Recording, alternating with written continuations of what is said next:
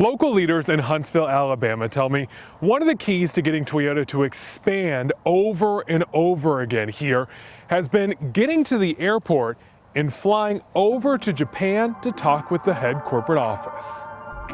At the Huntsville, Alabama Chamber of Commerce, to show a sign of respect for Toyota, they've learned a lot about Japanese business customs. One of the things that is important to remember is your business card is an extension of you, and therefore the person treats it as an extension of them, right? So when you receive a business card, and one thing is it doesn't belong in your pants pocket.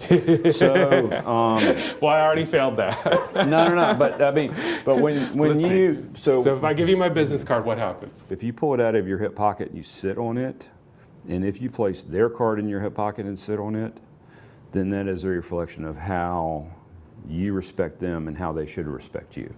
So that's why you'll see them have them in business card holders. You know, you put them in your vest pocket or carry them in your top pocket or whatever, but you don't sit on them. Chamber President and CEO Chip Cherry also has a Japanese version of his card that is used on several trips over to Japan. Maybe 15 times. 15 times? Yeah.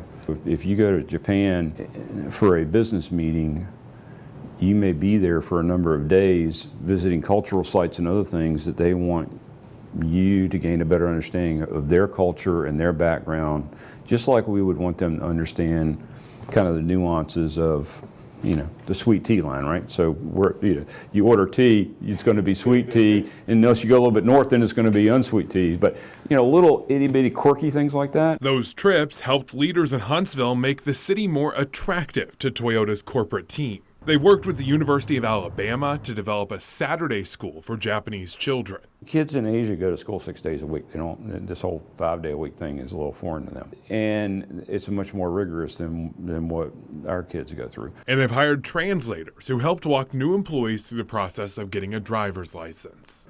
Anticipating the challenges they're going to have. Housing is an example. If you come over here from Japan to get a housing unit, you don't have a credit history. So how do you do that? How do you get utilities? So we've had conversations with utilities to get the parent to guarantee so they could waive that so they could go ahead and get a house.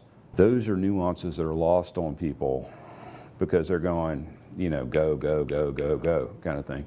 And I think that's why some communities are successful in cultivating relationships long term and other people are not.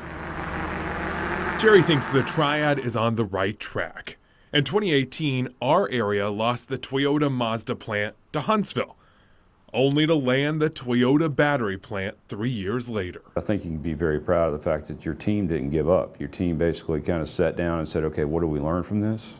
How do we position ourselves for success in the long term?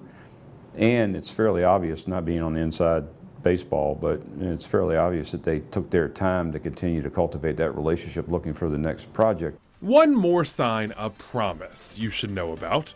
Inside Toyota's Huntsville boardroom is a picture reading, "Grow to achieve the dream." Growth, we hope, keeps happening in the triad for decades to come. From Huntsville, Ben Briscoe, 2 Wants to Know.